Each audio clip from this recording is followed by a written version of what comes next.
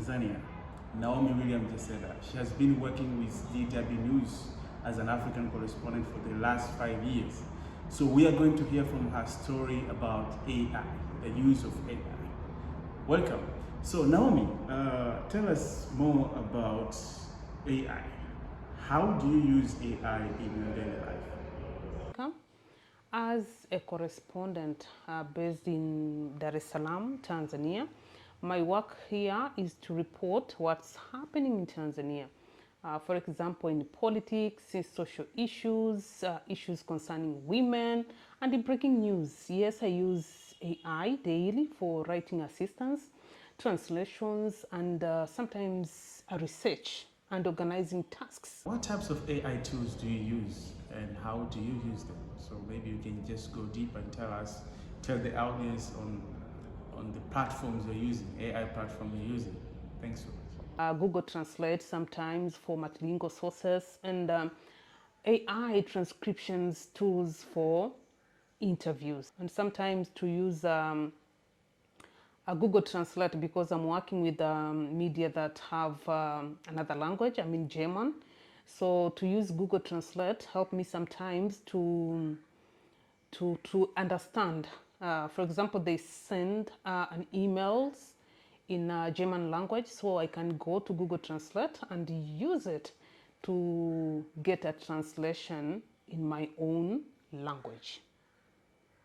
So how did you hear about these tools for the first time? I first heard about them through social media and colleagues at work on how to use them. And then I got an interest, I downloaded them, and I started using these platforms to make my work easier.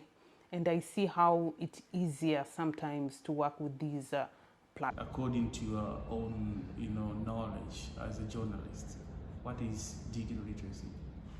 Digital literacy means having the knowledge and skills to use technology effectively, and responsibly. It is not just about using devices, but also understanding how to find, evaluate, and share information online, because we are different people in the world.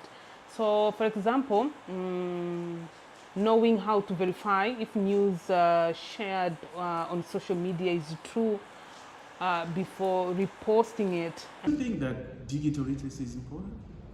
If yes, why? And if not, why? Yes, it is important, and it helps people to access information, verify information, protect privacy, communicate, and adapt to new technologies in both work and daily life. Do you think that there are negative effects of AI? If there are any, can you please try to elaborate on how, on what are they? Maybe you can give even examples. Yes. I heard this from news reports, social media discussions sometimes, and personal experience with unreliable online content. For example, if you remember, South Korean woman conned out to $50,000 by fake Elon Musk. She fell in love with on Instagram, if you remember that story. What could the government and or companies do to teach digital literacy?